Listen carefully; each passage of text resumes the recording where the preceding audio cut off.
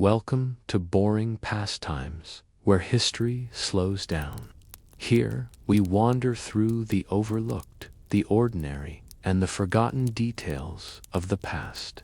The stories we tell are not about battles won or kings crowned, but about the quieter moments that shaped lives, the routines, the discomforts, and the small acts of endurance that built our world.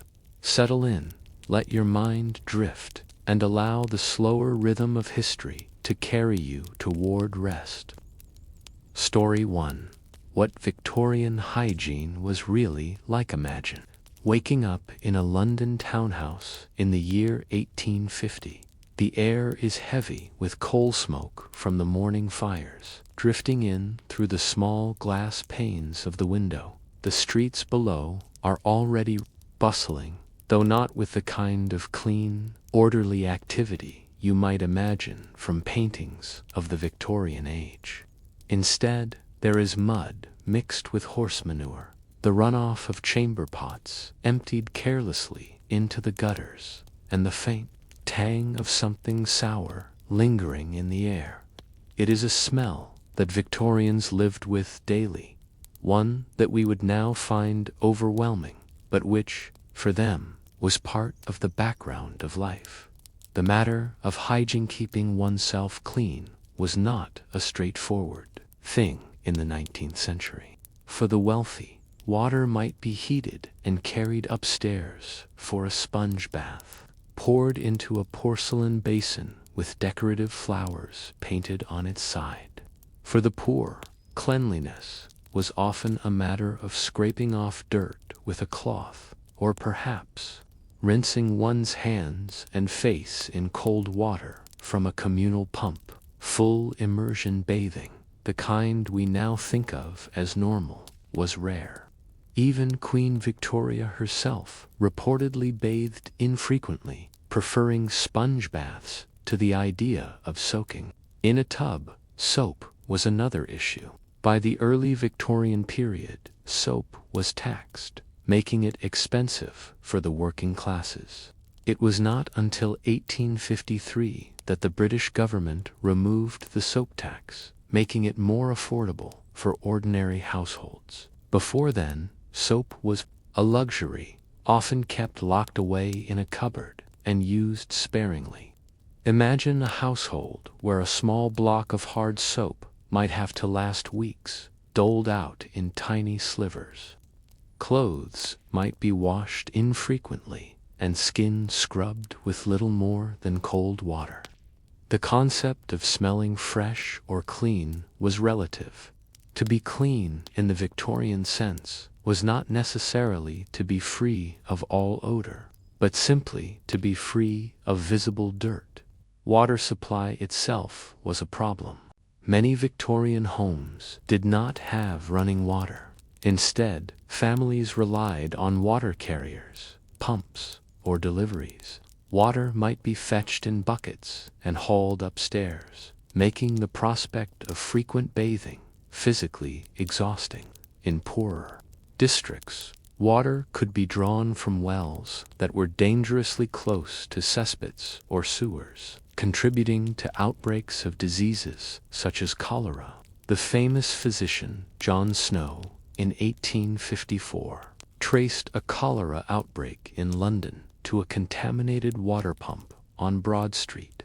At the time, though, the prevailing theory was miasma, the idea that foul air caused disease rather than the water itself. People scrubbed floors, washed walls, and opened windows to clear bad smells, believing this would protect them from illness. For hair care, the routines were equally different. Men might oil their hair, combing it flat with pomade. Women often went days or weeks without washing their hair, instead brushing it thoroughly and arranging it in elaborate styles. Dry shampoo in the form of powders was sometimes used, while washing with water was a rarity. A woman might sit for an hour each evening brushing her hair 100 times, not for luxury, but because it was one of the most practical ways of keeping the scalp and hair clean without water. Teeth brushing was an emerging habit, but not widespread. Tooth powders were sold, often containing abrasives like crushed brick or chalk. A brush might be shared by several members of the same family. Tooth decay was common, and dentistry was rudimentary at best. To lose one's teeth at a relatively young age was considered almost inevitable, even among the wealthy. False teeth, sometimes made from ivory or even from teeth taken from the dead, were sold to those who could afford them. Clothing hygiene was also central to Victorian cleanliness. Underwear served a practical purpose. It absorbed sweat and dirt, sparing outer garments from frequent washing. Since washing dresses, coats, or waistcoats was both difficult and damaging to fabrics, undergarments were washed instead, often boiled, in large tubs of water. Laundry day was grueling work, typically done once a week, with women scrubbing clothes on washboards, using harsh lye soap, and hauling heavy wet linens to be wrung out and hung to dry. The smell of a laundry yard steam rising, soap stinging the air, was one of the few places where cleanliness seemed concentrated, though it came at the cost of hours of back-breaking labor. In the cities, public bathhouses eventually became more common, especially for the working classes. Municipal baths were established to give people access to bathing facilities, often at a small fee. A man or woman could pay a penny or two for a simple wash, perhaps more for a hot bath.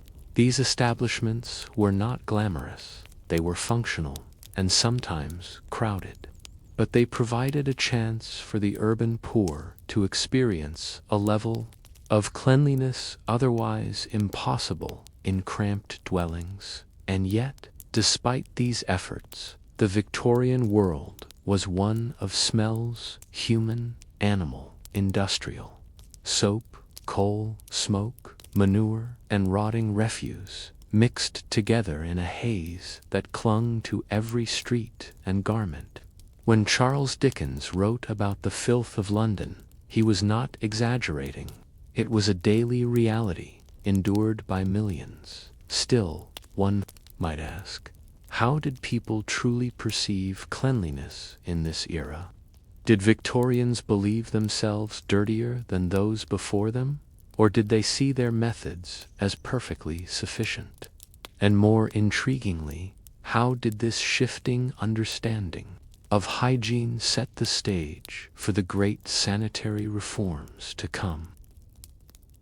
If you imagine yourself stepping out of a modest Victorian house onto the streets of London or Manchester in the 1850s, you would quickly notice that personal hygiene was only part of the story. Cleanliness at home could only go so far when the very environment outside was saturated with filth.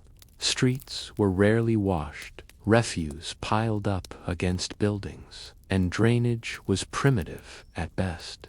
What we now think of as public health was, in this period, still only an emerging idea. For much of the century, cities grew far faster than their ability to manage waste, and hygiene became as much a collective challenge as an individual one. The problem began with population growth. Britain's urban centers swelled during the Industrial Revolution. In 1800, London had about 1 million people.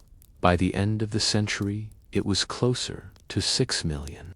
Manchester, Birmingham, and Liverpool expanded at dizzying rates as well.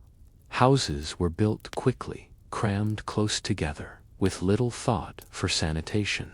Indoor plumbing was virtually unknown in working-class neighborhoods. Instead, relied on private outdoor toilets, often shared by multiple households or In the poorest districts, nothing more than a bucket in a corner, emptied into the nearest gutter or cesspit.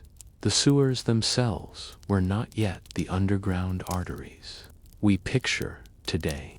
Early Victorian sewers were little more than open ditches or brick-lined drains, channeling waste directly into rivers and streams.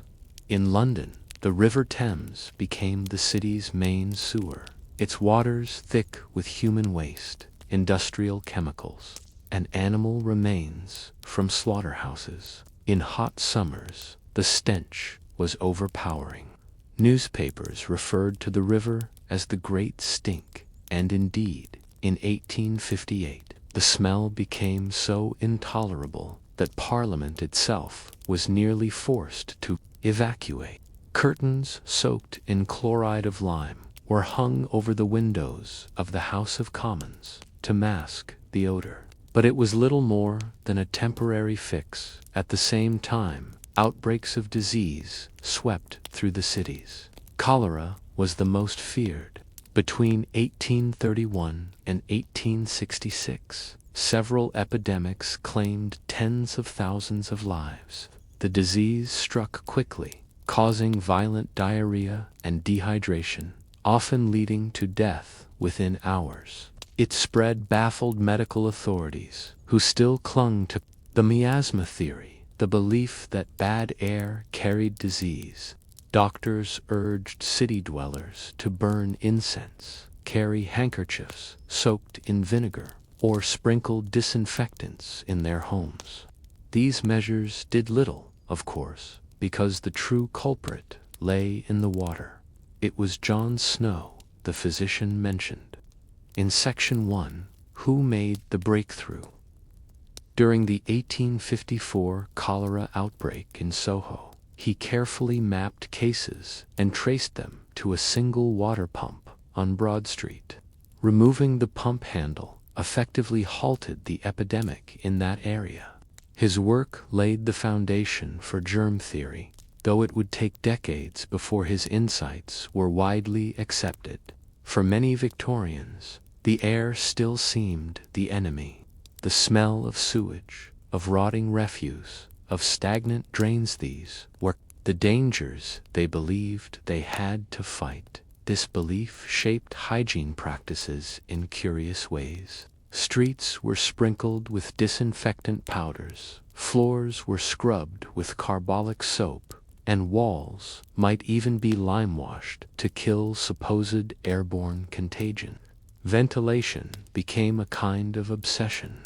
Architects designed houses with high ceilings and tall windows to promote airflow.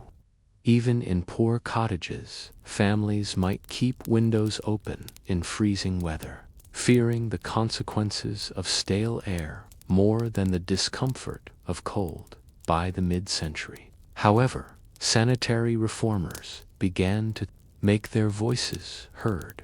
Edwin Chadwick, a lawyer and social reformer, published a famous report in 1842, the Report on the Sanitary Condition of the Laboring Population of Great Britain. It was a grim catalogue of urban squalor streets filled with refuse, water contaminated with sewage, children playing beside open drains. Chadwick argued that improving sanitation was not only a matter of compassion, but of economic necessity. Healthy workers, he insisted, were more productive. His ideas led to the Public Health Act of 1848, one of the first attempts by the government to take responsibility for urban hygiene. The act empowered local boards of health to oversee drainage, refuse collection, and water supply. Yet, progress was slow. Many towns resisted the cost, and landlords were reluctant to invest in improvements for the poor. It took further epidemics and the looming crisis of the Great Stink to push reform forward. In London, the engineer Joseph Bazalgette became the unlikely hero of sanitation, commissioned to design a new sewer system. He oversaw the construction of miles of underground tunnels, intercepting waste before it reached the Thames. His work, completed in the 1870s, remains the backbone of London's sewer network even today. Still, sanitation was uneven across Britain.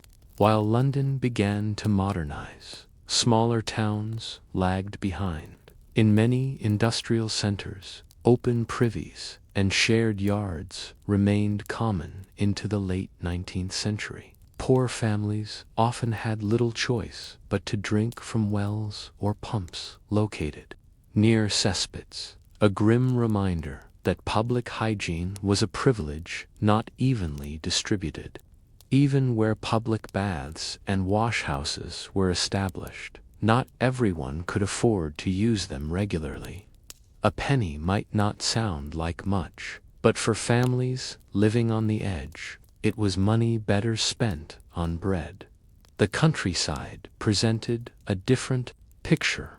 Rural life was less crowded, but sanitation was still primitive. Farmhouses might rely on simple pits for waste, and water sources could be just as vulnerable to contamination. Yet the sheer spread of population made outbreaks of cholera or typhoid less devastating than in the packed streets of London or Manchester.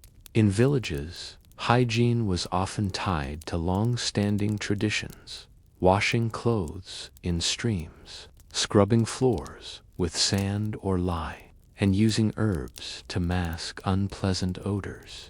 Even as reforms advanced, the stigma of dirt lingered. Cleanliness became not only a matter of health but of morality. To be clean was to be respectable, disciplined, civilized. Reformers lectured the poor on washing their children, scrubbing their homes, and wearing clean clothes, as though hygiene alone might elevate them socially. Soap manufacturers seized on this sentiment, producing advertisements that linked cleanliness with virtue. A bar of soap was not just a tool for washing.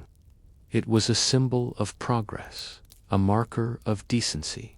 And so, hygiene in the Victorian world was never simply about health. It was also about class, about who could afford the time, the money, and the access to water and facilities.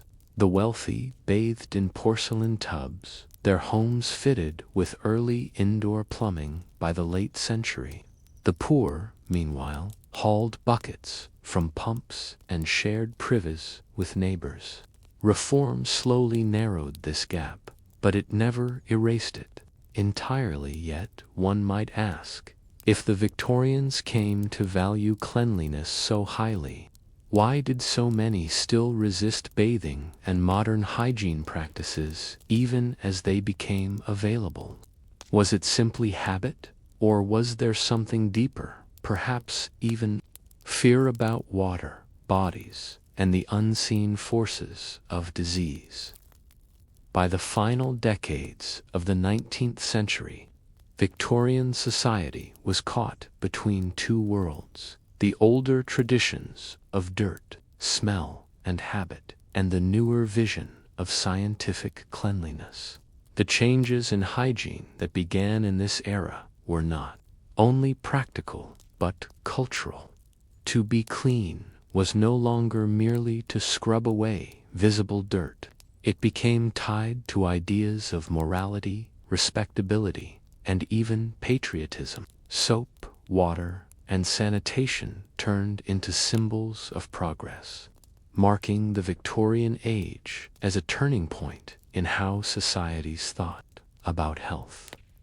The rise of germ theory was central to this transformation. For much of the century, people believed that bad air miasmic disease, but the careful work of scientists began to shift that understanding. In the 1860s, Louis Pasteur in France demonstrated that microorganisms were responsible for fermentation and spoilage. His work suggested that invisible life forms might also cause illness. Soon after, Robert Koch in Germany identified specific bacteria behind diseases such as tuberculosis and cholera. Slowly, the medical profession began to accept that it was not foul smells, but microscopic organisms that posed the greatest danger. This change filtered into daily life in complex ways. Hospitals, once notorious for their dirt and infection, became sites of reform. Florence Nightingale, famous for her work during the Crimean War, campaigned tirelessly for cleanliness in hospitals. She insisted on fresh air, clean bedding, and regular washing for patients, linking hygiene to recovery. By the 1880s and 1890s, antiseptic practices were being adopted in surgery. Thanks to Joseph Lister's pioneering use of carbolic acid to sterilize instruments and wounds, these changes gradually reshaped public expectations. Cleanliness was no longer a luxury, but a necessity. For ordinary households, this shift coincided with improvements in infrastructure. By the late Victorian period, many urban homes, at least among the middle classes, were fitted with indoor plumbing. Bathrooms became more common, though not yet universal. A cast-iron bathtub might be installed, lined with enamel, and connected to hot water through a coal-fired boiler. To bathe regularly was still a novelty, but it was becoming an aspiration. Illustrated catalogs showed shining bathrooms as the hallmark of a modern home, setting a new standard for what it meant to live decently. Soap, too, took on a new role. With the removal of the soap tax in 1853 and the rise of mass production, soap became affordable to more families. By the late century, manufacturers such as Lever Brothers, who later created the brand Sunlight Soap, pioneered the marketing of cleanliness. Advertisements linked soap with purity, domestic happiness, and even imperial pride. One famous campaign declared that soap was civilization's great advance, suggesting that to be clean was to be modern, moral, and British. These campaigns reached far beyond Britain itself, spreading the association of soap with progress to the colonies. Cleanliness was no longer just a personal matter. It became bound up with national identity. Yet, the experience of cleanliness remained uneven. Working-class families in crowded slums still faced enormous obstacles. Shared toilets, limited access to water, and the sheer cost of soap made daily hygiene a struggle. Reformers lectured the poor on washing and bathing, often without acknowledging the practical difficulties they faced. Respectability was measured not just by income, but by appearance, and to appear clean was to gain a kind of social legitimacy. School inspections sometimes included checks of children's hair and nails, reinforcing the link between cleanliness and morality. Children themselves became symbols of this new culture of hygiene. Campaigns urged mothers to keep infants washed and clothed in fresh garments, even if the family lived in poverty. Clean babies, it was believed, would grow into disciplined adults. In this way, hygiene was tied not only to health, but to social order. The daily rituals of washing, scrubbing, and laundering became habits that shaped the rhythm of Victorian households. Laundry, in particular, remained a cornerstone of cleanliness. Even as bathing became more common, it was the regular washing of undergarments and linens that defined respectability. Laundry technology slowly improved, with the introduction of mechanical wringers and early washing machines toward the end of the century. But for most families, it was still grueling work, done by hand, week after week. The smell of soap, the hiss of boiling water, and the ache of scrubbing boards became part of the sensory memory of Victorian life. The fascination with hygiene extended even to the body itself. Advertisements promoted tooth powders, hair tonics, and skin lotions. To have white teeth, shiny hair, and clear skin was increasingly tied to health and attractiveness. The toothbrush, once rare, became a standard household object by the centuries. And, though dental care remained primitive, the idea of brushing daily was spreading.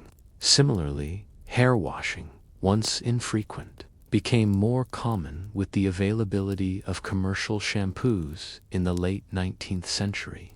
Bit by bit, the routines we now consider normal were taking shape. Public health campaigns reinforced these habits. Posters warned against the dangers of dirty hands, spoiled food, and contaminated water. Schools taught children about washing and cleanliness, linking it to discipline and citizenship. For the Victorians, hygiene was no longer just a private matter, but a civic duty. Clean citizens meant a healthier nation. Still, resistance lingered. Some people feared that bathing too often could weaken the body, stripping away protective oils, or exposing one to chills. Others saw the obsession with soap and scrubbing as excessive, even vain. In many rural areas, traditional practices endured well into the 20th century. The spread of modern hygiene was uneven, shaped by class, geography, and habit. And yet, by the time Queen Victoria's reign ended in 1901, the groundwork had been laid. The idea that water should flow into every home, that waste should be carried away unseen, that soap should be within reach of every household, these were no longer luxuries, but expectations. The transformation had taken decades of reform, scientific discovery, and cultural persuasion. But it left a legacy that still defines modern life. Today, when you turn on a tap, step into a shower, or lather with soap, you are taking part in a routine that was forged in the struggles of the Victorian age. Their world of smells, buckets, and chamber pots feels distant, almost unrecognizable. Yet it is only because of their battles with filth and disease, their reformers and engineers, their scientists and campaigners, that our own hygiene habits seem so ordinary. One might pause to wonder if our descendants, a century from now, look back on us, will they see our standards of hygiene as advanced, or will they, too, find them strange, even primitive, compared to what is yet to come? Story 2. The daily grind of a medieval peasant. Imagine yourself in an English village in the 13th century. The year is somewhere around 1250. A faint mist hangs low over the fields as the first light of dawn creeps across the horizon. The village is small, no more than a cluster of thatched cottages, a church of stone, and perhaps a manor house rising above the fields. Cocks crow, dogs bark, and the smell of smoke from the first morning fires drifts into the cool air. This is the world of the medieval peasant, not one of knights in armor or grand feasts in castles, but of steady, repetitive work that marked each day from sunrise to sunset. The average peasant's life was dictated by the land. Farming was the backbone of medieval Europe, and nearly everyone in the countryside was tied to the soil in some way. Serfs, who made up the majority of peasants, were not free to leave the land. They owed labor to their lord in exchange for protection and the right to farm small strips of field. Even free peasants, who rented land more independently, still lived by the same seasonal rhythms of sowing, tending, and harvesting. A typical day began at dawn. In summer, this meant rising as early as 4 in the morning. In winter, perhaps, closer to 7, when light returned. The first task was often tending to animals. Cows needed milking, chickens fed, pigs driven out to forage. These animals were vital sources of food and income, and their care was as important as the planting of crops. Inside the cottage, a fire had to be coaxed back to life from the previous day's embers, so that porridge could be cooked or bread warmed. Breakfast was plain, usually bread made of rye or barley, sometimes flavored with ale or small beer. The food was heavy, practical, and meant to sustain hours of labor. Then came the work in the fields. Medieval farming used the open field system, where land was divided into long, narrow strips. Each peasant family tended several strips scattered throughout the village lands. This scattering ensured that no one household bore all the burden of poor soil or failed crops. Work varied with the seasons. In spring, fields were plowed with heavy wooden plows pulled by oxen. Seeds were sown by hand, and weeds pulled. Summer meant haymaking and tending to growing crops. Autumn was the busiest, with the harvest of grain, wheat, barley, oats, and rye. Tools had to be repaired, ditches cleared, animals fed, and clothing mended. The labor was relentless but communal. Villagers worked side by side, often under the watchful eye of a reeve, an appointed official who ensured that obligations to the Lord were met. Certain days each week were reserved for working the Lord's land fields, whose harvest went directly to the manor. Other days, peasants could labor on their own strips, planting, weeding, or harvesting for their families. This balance between personal work and feudal duty shaped daily life. A serf might spend 3 days a week on the Lord's domain fields, then tend to his own land the rest of the time.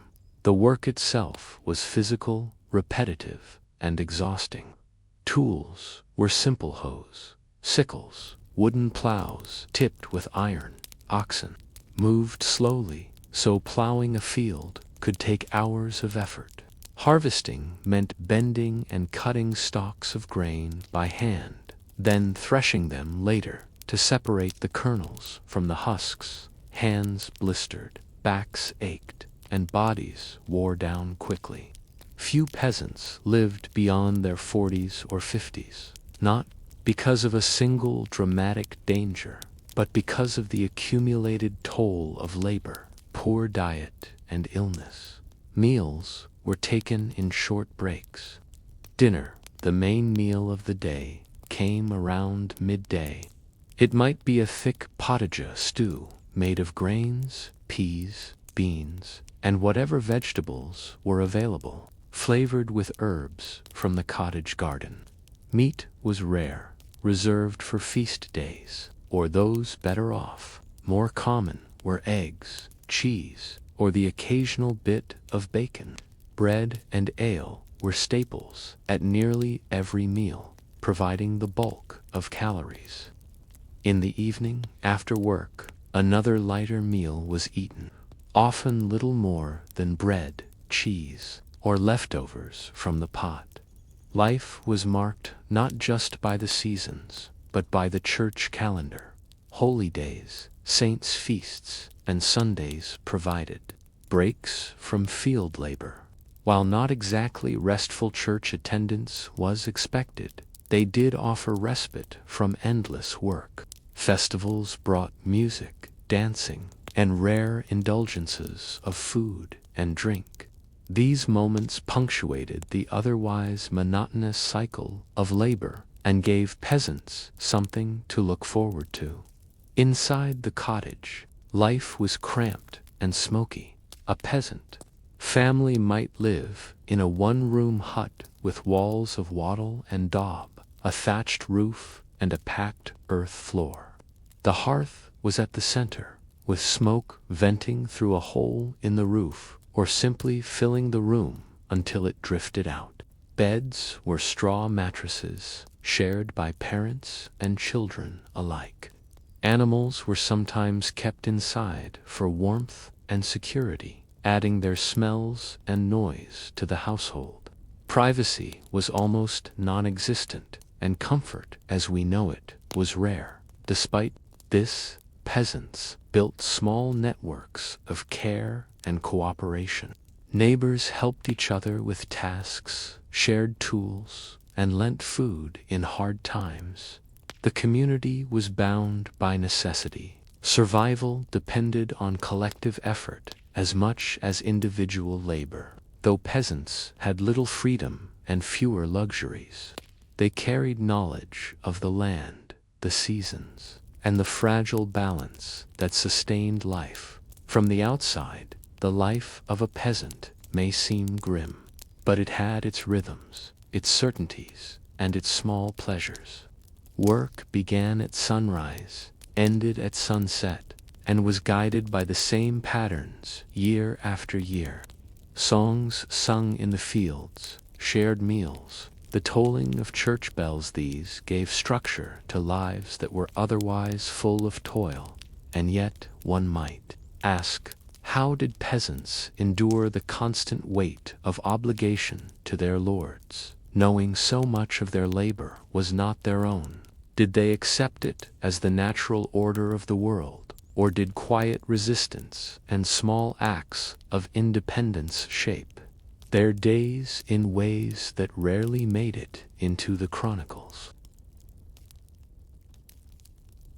If the peasant's day was measured in hours of labor, the peasant's year was measured in dues and obligations. Life in a medieval village was not free. Whether serf or free tenant, every peasant owed something: labor, crops, money, or goods to others who stood above them in the social order. The idea of absolute independence was almost unthinkable. Survival was a shared enterprise, but it was also a structured one, organized around the manor and the church. At the heart of this system was the manorial economy. The manor was more than just the lord's estate. It was the unit of organization. For much of rural medieval Europe, a manor typically included the lord's domain land, the fields, farmed for his direct benefit, as well as the peasant holdings. Each family held strips of land, often scattered across the open fields, in exchange for services and dues. For serfs, the most burdensome of these were the labor services owed to the lord. On certain days each week, they were required to work the domain fields, plowing, sowing, harvesting, or tending livestock, depending on the season. A peasant might rise early to labor for the lord, knowing his own family's fields would have to wait. In addition to labor, peasants paid rents and fees. Some were in kind sheaves of grain, a portion of wool, or a certain number of eggs. Others were monetary, though coin was often scarce. These payments might be demanded at fixed times of year, at harvest, at Christmas, at Easter. On top of this came fines for small infractions. A serf might pay a fee to marry someone from outside the manor, to inherit land, or even to brew ale for sale in the village. Each transaction reinforced the idea that the land and, in a sense, the peasants themselves belonged to the lord. Overlaying all of this was the obligation to the church. Every peasant household owed a tithe, traditionally 1/10 of its produce, to support the parish priest and the broader structures of the church.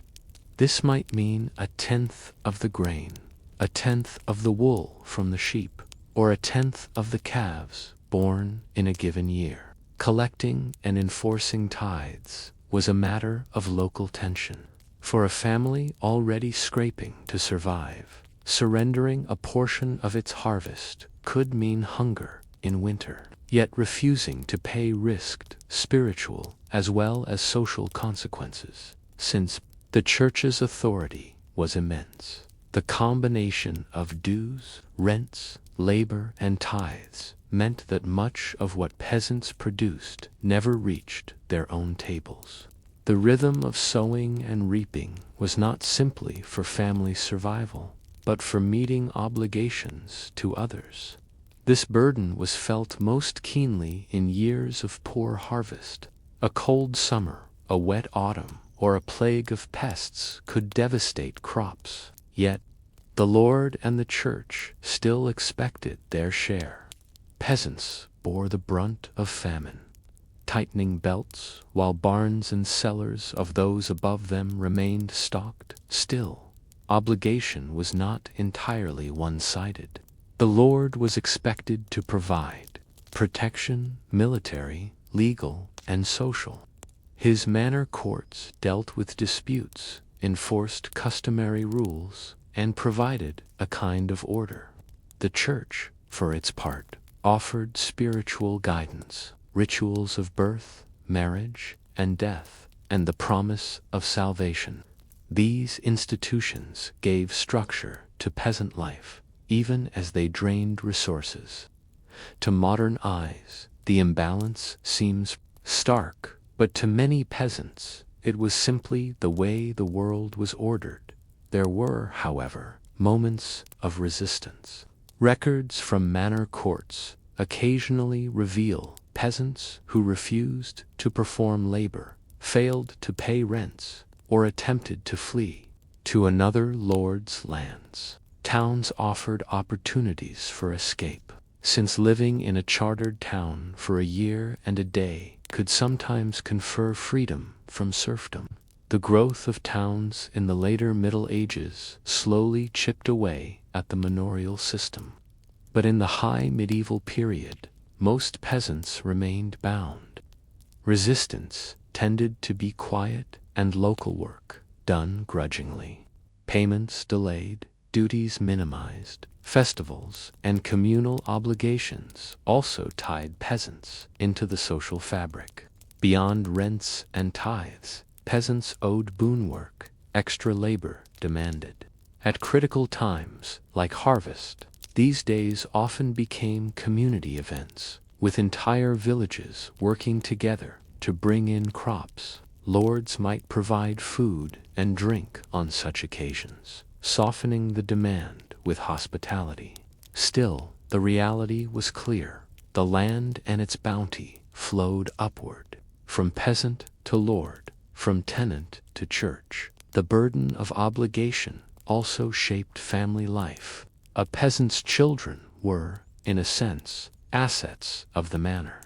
Sons might inherit strips of land, but would also inherit the obligations tied to them. Daughters often married within the manor, their unions approved or taxed by the lord. Death itself carried obligations. An heir might owe a fee, called a heriot, often the best animal of the deceased, as a kind of payment to the lord for continuing the tenancy. Even in mourning, peasants felt the reach of their obligations. To modern ears, these layers of dues and duties sound suffocating, and they were. Yet they created a system of stability that endured for centuries. Villages persisted through war, famine, and plague, in part because everyone's place in the structure was defined. Obligation was heavy, but it was predictable. A peasant knew what was expected, year after year. Survival was uncertain, but the framework was fixed.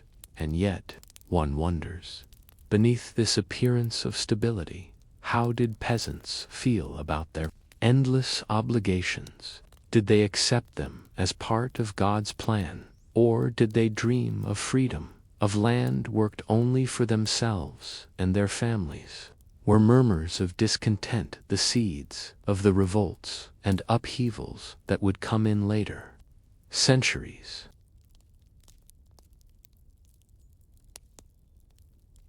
When we imagine the medieval peasant's life, it is easy to see only the toil, the endless work in the fields, the weight of dues, the uncertainty of harvest. Yet, in the pauses between labor, there was also nourishment, community, and even joy. Survival was never guaranteed, but daily routines included small comforts that made the hardships bearable. At the center of peasant life was food, plain, repetitive, but sustaining. For most, the diet revolved around bread made from rye, barley, or oats, depending on the region. Wheat bread, the whitest and softest, was rare and largely reserved for the Lord's table. Peasants often ate maslin bread, a mixture of rye and wheat, darker and coarser, but filling. Alongside bread came pottage, a thick stew made by simmering grains, beans, or peas, with whatever vegetables were available: onions, leeks, cabbage, turnips. A pot might remain on the hearth for days, ingredients added as they became available. Meat was scarce, usually reserved for special days or festivals, though pork and bacon were sometimes kept salted or smoked for winter use. For most peasants, dairy products were a daily staple. Milk from cows or goats was often turned into butter or cheese, foods that stored better and provided much-needed fat. Eggs from chickens added variety when available. Fish, too, played a significant role, especially in regions near rivers or coasts, because the church imposed fast days, often numbering over 150 in a year. Fish became an essential substitute for meat, dried, salted, or pickled. It was hardly a delicacy, but it was practical. To wash all of this down, peasants drank ale, brewed at home from barley. Water was not always trusted, though it was certainly consumed. Ale was mild, low in alcohol, and consumed by adults and children alike. Brewing was often a household duty, usually performed by women. Some brewed small quantities for family use, while others sold ale to neighbors, though this too could involve fees and fines from the manor. A freshly brewed pot of ale, shared at the table, was as much a part of peasant life as bread itself. Clothing was another marker of daily survival. Most peasants wore garments made of wool, spun and woven locally. Undergarments of linen were rarer, though shirts and shifts of rough flaxcloth were common when possible. Men typically wore tunics, belted at the waist, with hose or simple trousers, while women wore long dresses, often with aprons or overdresses for work. Colors were limited to what natural dyes could provide: browns, grays, dull greens, and faded reds. Clothes were patched and mended repeatedly. A good cloak might last years, even decades, if carefully cared for. Shoes were simple, often little more than leather, tied around the foot. In cold weather, layers, hoods, and cloaks offered some protection, though winters could still be bitter. Houses themselves were modest. A typical peasant dwelling was a cruck house, or simple, timber-framed structure. Walls filled with wattle and daub, roofed with thatch. Inside, there was usually a single large room, with a central hearth for cooking and heat. Smoke drifted upward to escape through the thatch, darkening beams and rafters. Animals might share part of the living space, especially in winter, providing warmth as well as milk, eggs, or meat. Privacy, as we think of it today, was almost non-existent. A family lived, ate, and slept together, often in the same single room. Yet these houses, humble as they were, offered shelter and continuity across generations. Work filled the days, but festivals punctuated the year. The medieval calendar was rich with feast days tied to the church, saints, and the agricultural cycle. Christmas, Easter, and Pentecost were major celebrations, but there were dozens of smaller local feasts, fairs, and holy days. On these occasions, work obligations were lifted, and the village gathered for food, drink, music, and games. Dancing, singing, and storytelling offered relief from the monotony of daily toil. Even the smallest indulgences, roasted meat, spiced cakes, stronger ale were savored all the more because they were rare. These festivals were not merely entertainment. They tied the peasant community together. Weddings, baptisms, and funerals brought villagers together in shared ritual. Evenings might be spent around the hearth, telling stories or listening to traveling minstrels when fortune brought them. Though life was hard, there was laughter, there were jokes, and there was music. Children, too, were part of this cycle. From a young age, they contributed to the household, tending animals, gathering firewood, helping in the fields, but they also played. Simple toys, carved from wood or fashioned from scraps, and games in the village lanes provided moments of joy. Childhood was shorter and responsibilities heavier, but not absent of delight. Despite the heaviness of obligations, despite the uncertainty of harvest and the burden of tithes, peasants carved out lives of meaning in these small routines.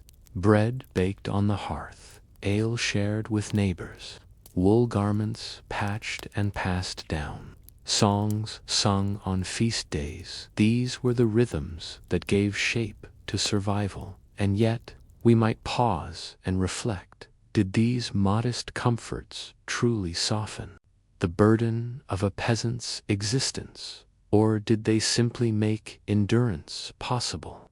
Was life defined by quiet satisfaction with enough, or by a constant awareness of what was owed, of what was lacking? Story 3. Sickness on the trail, ordinary illness, extraordinary loss. Imagine yourself walking alongside a wagon, the great wooden wheels creaking and the oxen moving at their slow, steady pace. Dust rises with each step, settling on clothes, in hair, and into every corner of one's throat. The prairie stretches out for miles in every direction, broken only by scattered trees or the shimmer of distant rivers. You are part of a group of families moving westward, searching for land, opportunity, or perhaps just a different life than the one left behind. The journey is long, stretching not for days but for months, and while dangers of storms, rivers, and accidents lurk at every turn, it is not these that most often claim lives. Instead, it is the quiet approach of sickness, the fevers, flux, and coughs that weaken the body long before wheels break or oxen falter. On the frontier trail of the 19th century, disease was the most persistent enemy. In an age before antibiotics, before vaccines were common, before germ theory was widely accepted, even simple ailments could spiral into catastrophe. A cut from chopping wood could fester into infection. A mild cough could deepen into pneumonia. But most feared were the common fevers and intestinal sicknesses that spread quickly in wagon camps, carried by close quarters, poor sanitation, and contaminated water. Cholera was perhaps the most dreaded, sweeping across the United States in several great epidemics during the mid-1800s. It struck travelers with sudden and violent force. A person might feel well in the morning and be buried by evening. Its symptoms, vomiting, diarrhea, rapid dehydration, terrifying not only for their intensity but for their swiftness. On the Oregon Trail in particular, cholera was the great specter. Graves dotted the roadside, hurriedly dug before wagons pressed onward. Yet cholera was not alone. Dysentery, often called the flux, haunted camps where water was polluted, or waste not properly buried. Even children, their resilience often less than their parents, succumbed quickly to the endless cramping and loss of fluids. Typhoid fever, spread by contaminated food or drink, struck with prolonged suffering, high fever, and delirium. Measles, too, spread like wildfire among children, especially those not previously exposed. Coughs could settle into lungs as tuberculosis or pneumonia, illnesses for which there was no effective cure. The tragedy lay not only in the frequency of sickness but in its ordinariness. These were not exotic or rare diseases, but everyday illnesses magnified by hardship. The crowded, unsanitary conditions of trail life made them deadly. Imagine wagons pulled into a rough circle, tents pitched nearby, children playing in the dust, livestock tethered close for safety.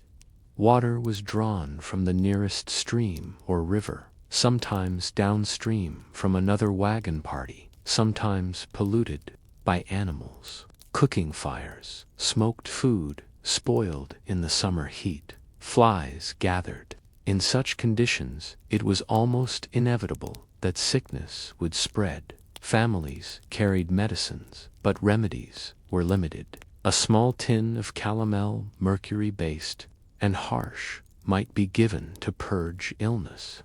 Laudanum, an opium tincture, eased pain but also risked addiction. Herbal teas and poultices, passed down through generations, were used with care but offered uncertain relief. A mother might boil willow bark for fever or apply mustard plasters to a congested chest. Sometimes these treatments soothed, but often they simply gave the comfort of doing something in the face of helplessness. The psychological burden of sickness was immense. Each cough, each fever, each child who grew listless by the campfire reminded families of how thin the line between survival and loss truly was. The trail left little room for lingering illness. Those who could not keep pace were often left behind, or wagons were forced to press forward with weakened passengers lying inside, jostled by every rut in the road. Death, when it came, was quick but not easily mourned. The living had no choice but to dig shallow graves, mark them with stones or wooden crosses, and move on before the sun set. It is worth pausing to reflect on how ordinary these losses were. Today, we think of pioneers and frontier travelers as brave and determined, and they were. But beneath the bravery was constant grief, a quiet resilience in the face of deaths that were neither heroic nor dramatic, but painfully everyday. A child lost to dysentery, a mother felled by fever, an old man collapsing from pneumonia. These were the tragedies that shaped the true experience of moving west. And so, as you imagine walking alongside the wagon once more, you might ask, how did families endure not only the loss itself, but the constant fear of its return? How did they find the strength to continue on when sickness seemed an inescapable companion on the trail? When you picture a wagon rolling across the prairie, you might first think of the great wooden wheels, the creaking oxen yoke, and the long dust clouds stretching into the horizon. But less often do we picture the smaller objects tucked away. Inside those wagons, bundles of herbs wrapped in cloth, glass bottles filled with dark tinctures, small pouches of powders and pills. These were the medical supplies of the pioneers, and in many ways, they represented the line between despair and survival. For most families, the journey west was not accompanied by a trained physician. Medical knowledge, such as it was, rested in the hands of mothers and fathers, sometimes drawing on advice from neighbors or thin medical guides. A few emigrants brought small books like the Family Physician, which offered home remedies for ailments from fever to flux. Yet the remedies were inconsistent, sometimes helpful, sometimes harmful. Take calomel, for instance, chalky powder made from mercury chloride. It was widely used in the 19th century as a purgative, meant to cleanse the body of illness through violent vomiting or diarrhea. To modern eyes, this treatment sounds cruel, even dangerous, and indeed, it often weakened patients further.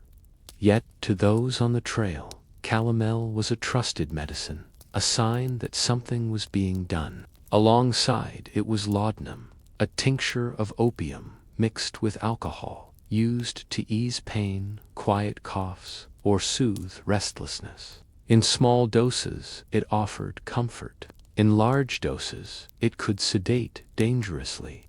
Families guarded their bottles carefully, rationing them out in moments of desperation. Beyond these modern medicines, pioneers leaned heavily on folk remedies and natural cures.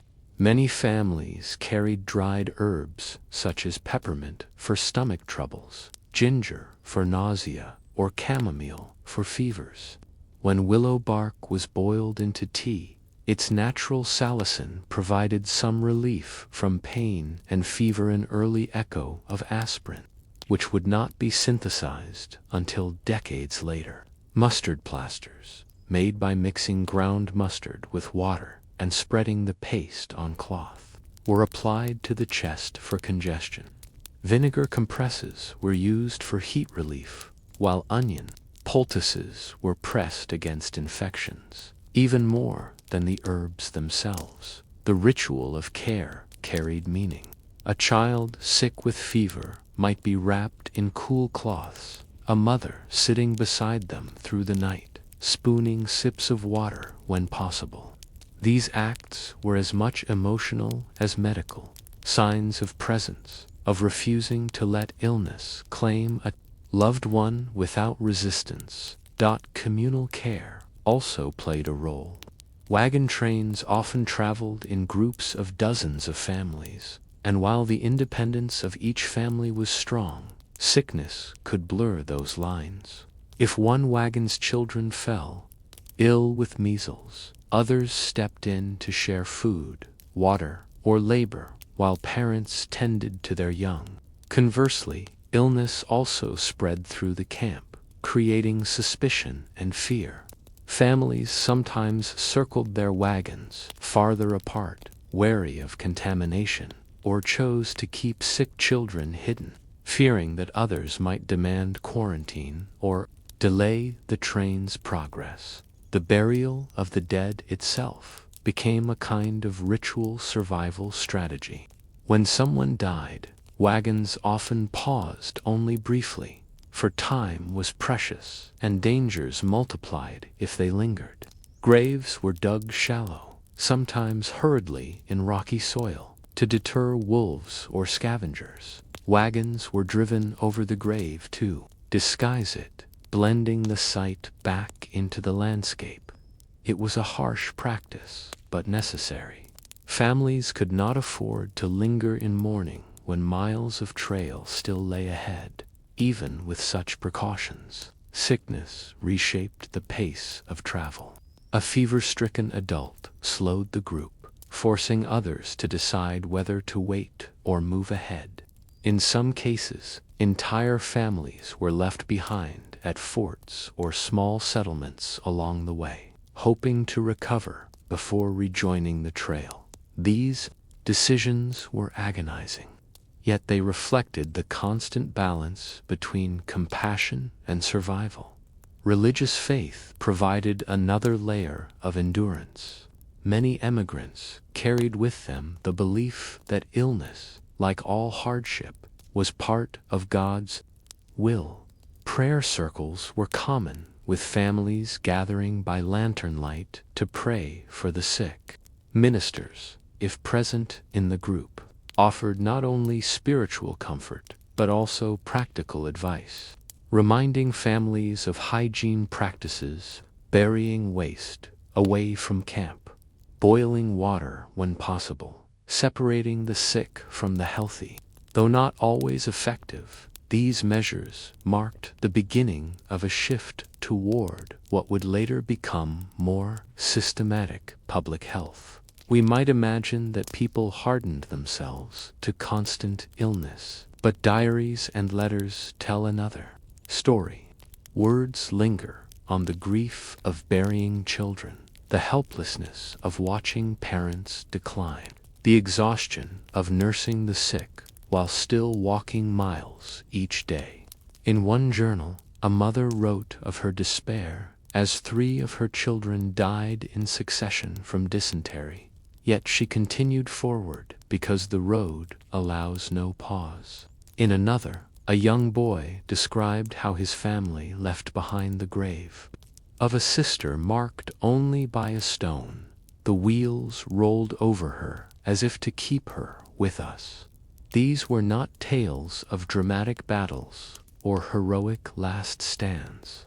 They were stories of quiet persistence, of finding ways to live through grief and illness, because the trail demanded it. And they remind us of a central truth: survival on the frontier was less about conquering the wilderness and more about enduring the ordinary trials of the human body. But this endurance came at a cost. The remedies and strategies used on the trail often weakened bodies already fragile. The cycles of illness and recovery slowed journeys, drained supplies, and deepened grief.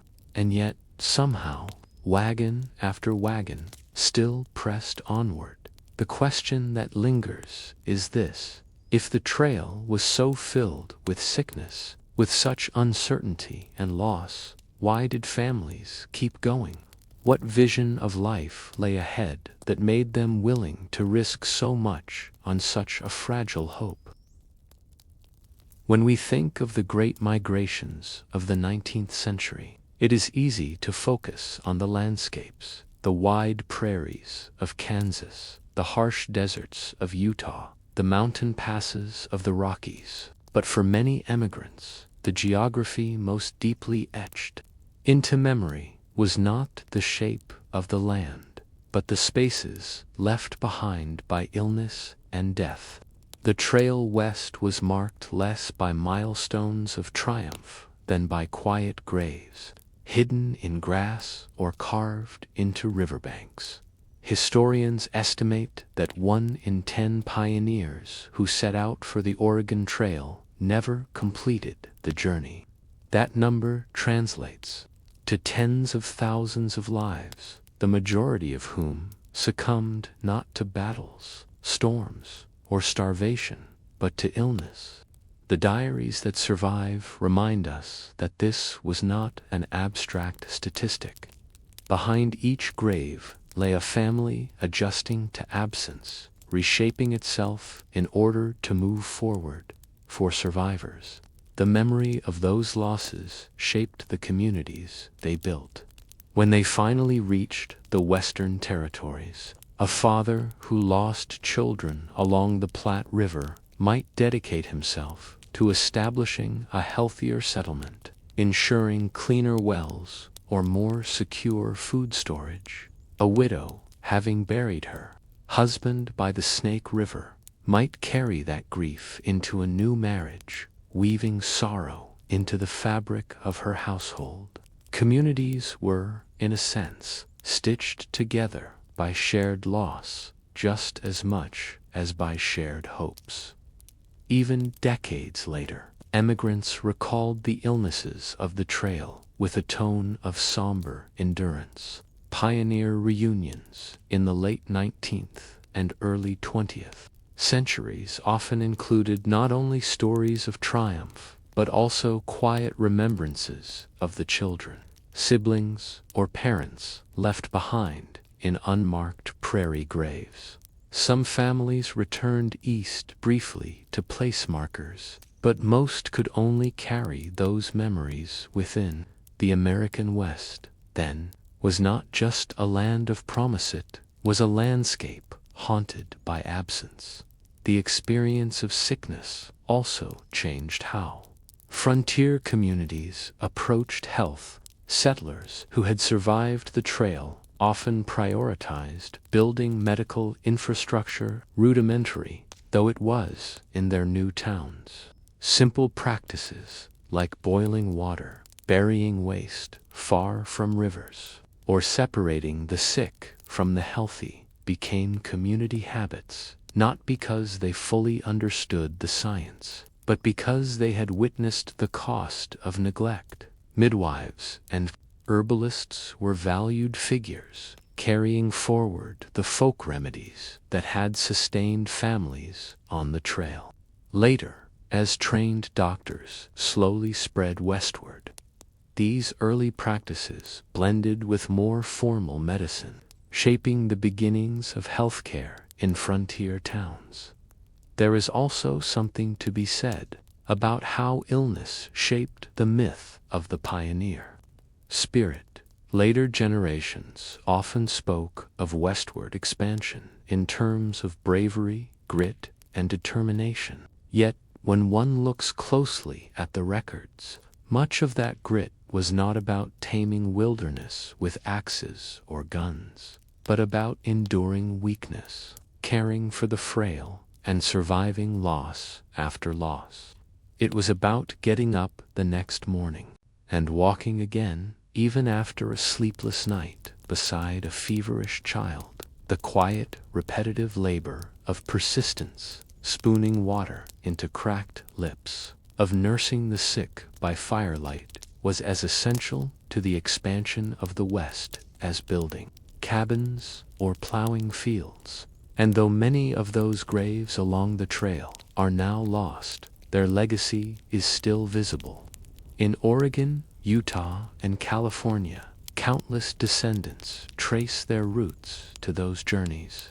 Each family story is, in some way, shaped by who survived and who did not.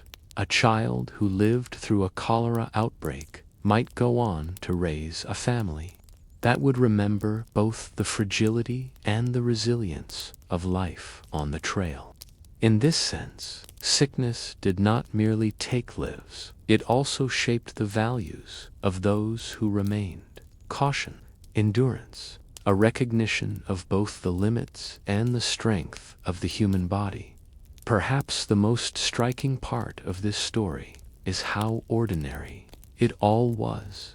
The illnesses faced by pioneers were not new. They were the same diseases that had plagued cities, villages, and farms for centuries. Yet, on the trail, stripped of hospitals, neighbors, and stability, these illnesses gained a sharper edge.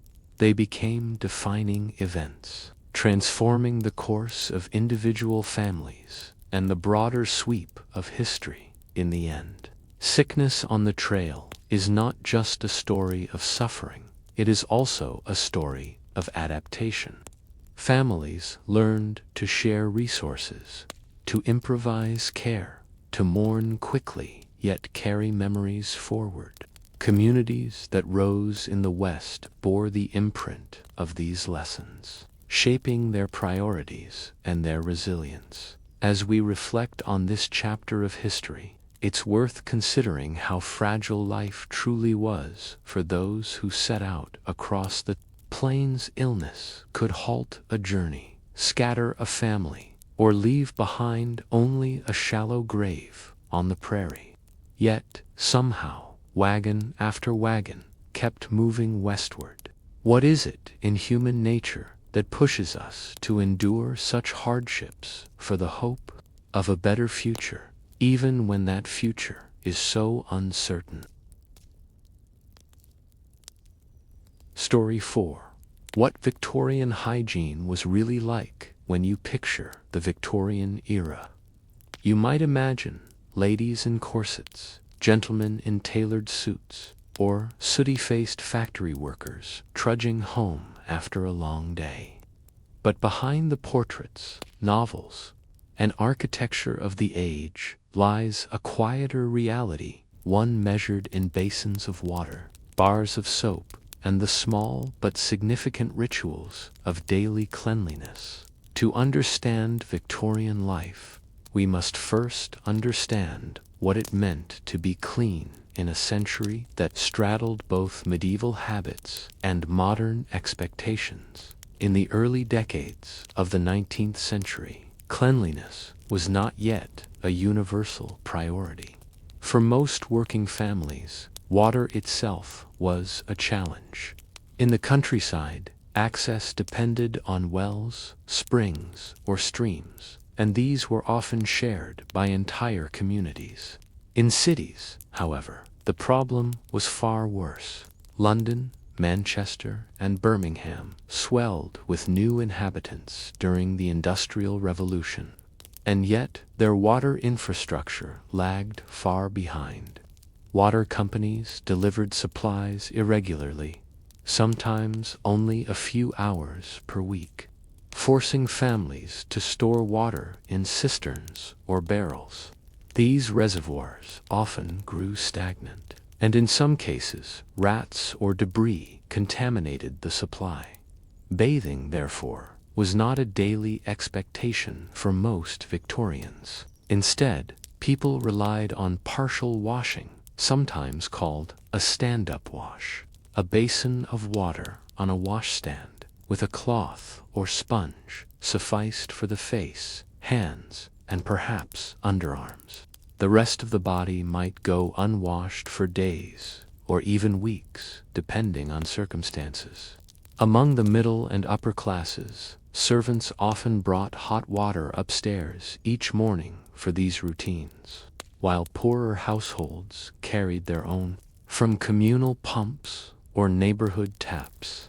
Soap was another factor shaping hygiene. In the early 1800s, soap was still relatively expensive, taxed heavily by the government as a luxury item. Many poorer families could not afford to use it regularly, relying instead on water alone or on home remedies like sand, ashes, or soda crystals to scrub clothing and dishes. After the repeal of the soap tax in 1853, commercial soap became far more affordable, and its use spread rapidly. Brands like Pear's soap marketed themselves not just as cleaning agents, but as emblems of refinement and respectability. Advertisements proclaimed that soap was the path to civilization itself, a reflection of Victorian ideals that linked cleanliness with morality and social class. In wealthier homes, bathing became an increasingly ritualized practice. By the mid-19th century, some households installed bathing machines, elaborate contraptions designed to fill bathtubs with hot and cold water.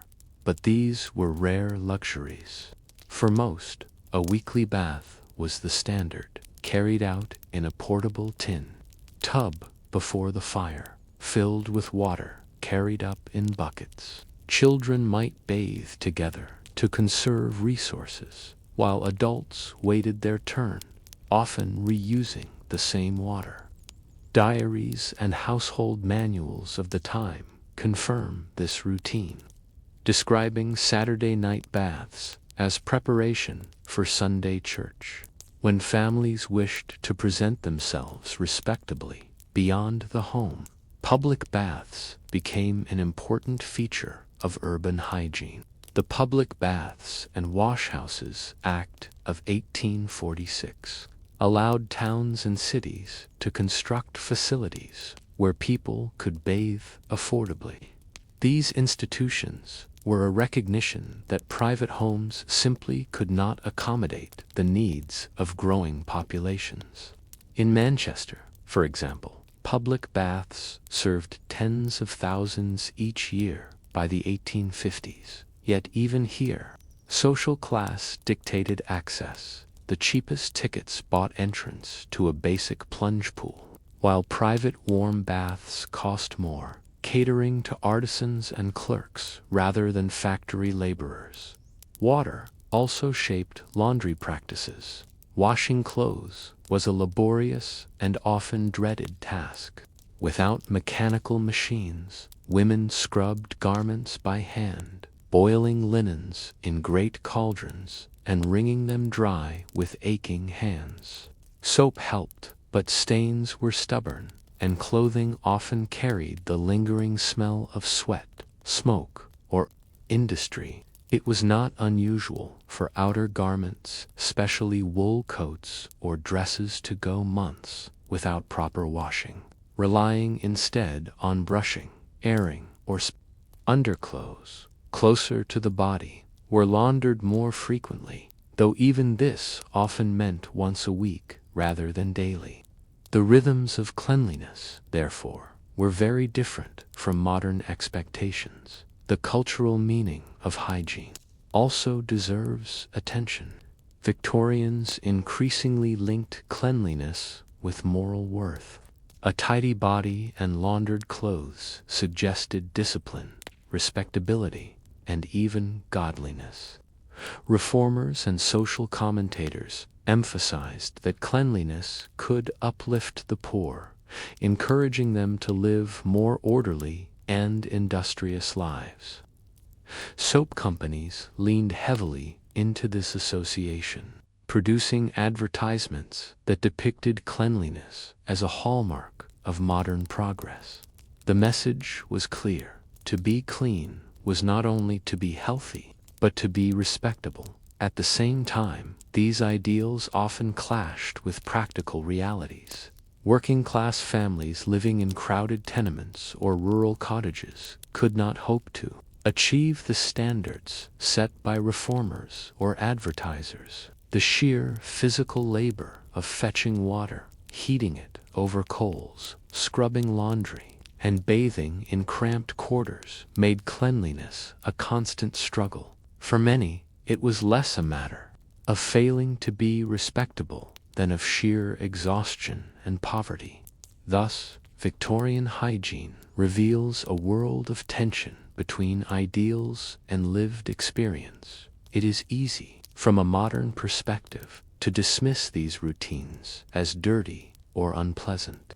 But for Victorians, they were simply ordinary. The smell of sweat on crowded trains, the faint temps of coal smoke on clothing, or the shared water of a tin bath were all part of daily life. Cleanliness was relative, measured not against the standards of the 21st century, but against what one's neighbors or social peers could manage. By the close of the century, however, these practices were already shifting. Advances in plumbing, the spread of running water, and the popularization of daily hygiene routines began to reshape expectations.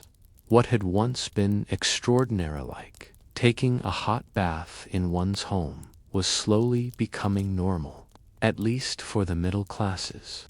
Yet, in the first half of the Victorian age, cleanliness remained an achievement rather than an assumption, an aspiration more than a universal reality. As we pause here, it is worth asking, what did cleanliness actually feel like to the Victorians themselves? Was it a rare luxury, savored only on Sundays, or an endless chore of hauling water and scrubbing laundry.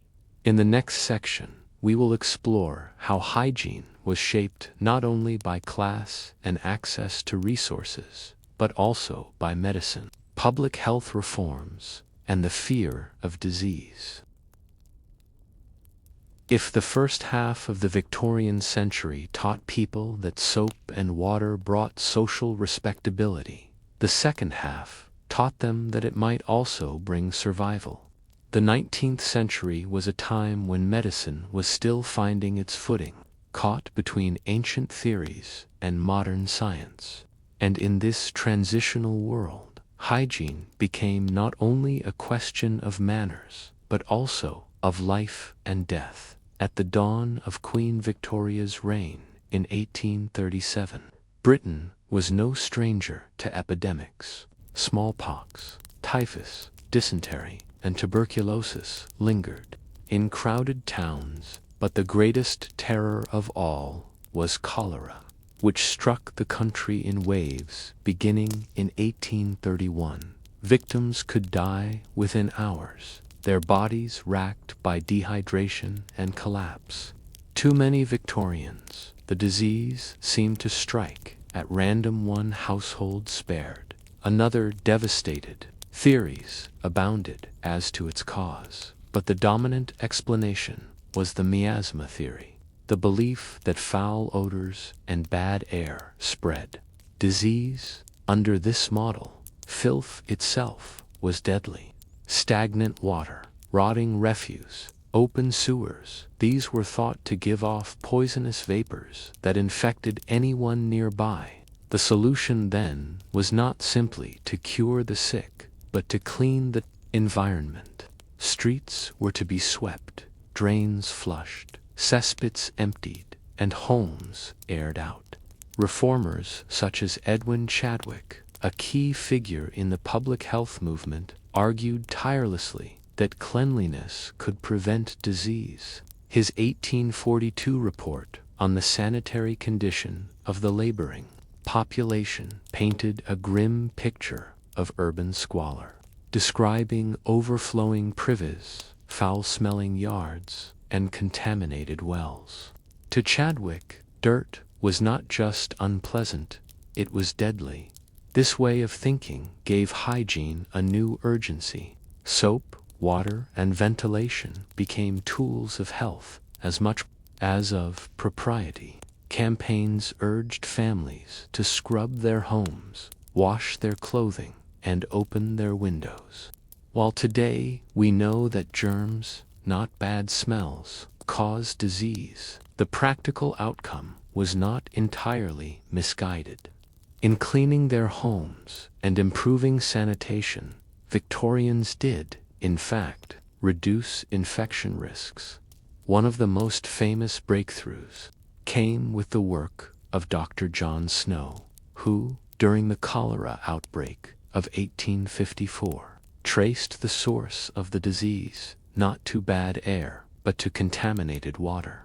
His investigation of the Broad Street pump in London demonstrated that cholera spread through ingestion, not inhalation. Though not immediately accepted, Snow's findings eventually helped shift the focus of public health from odors to water supply.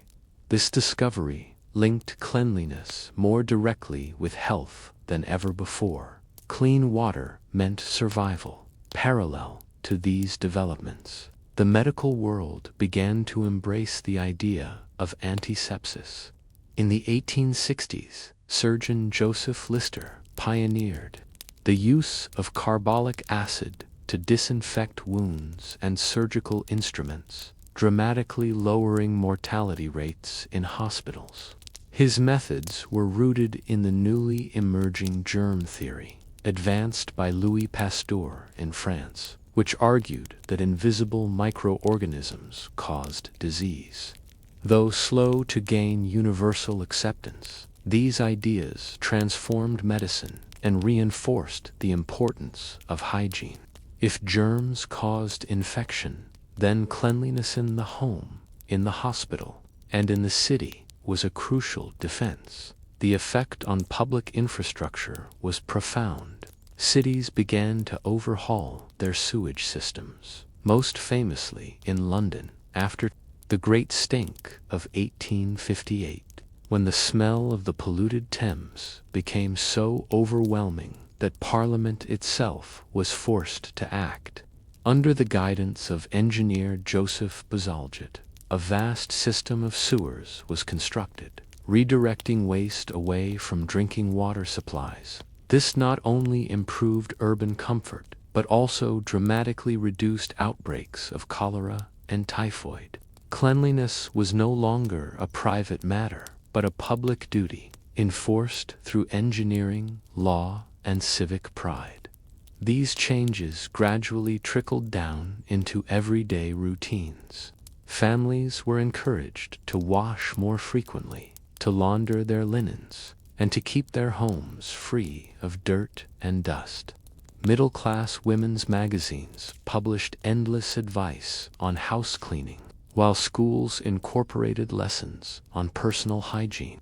Soap advertisements became more aggressive, claiming that their products not only made one presentable, but also protected against illness.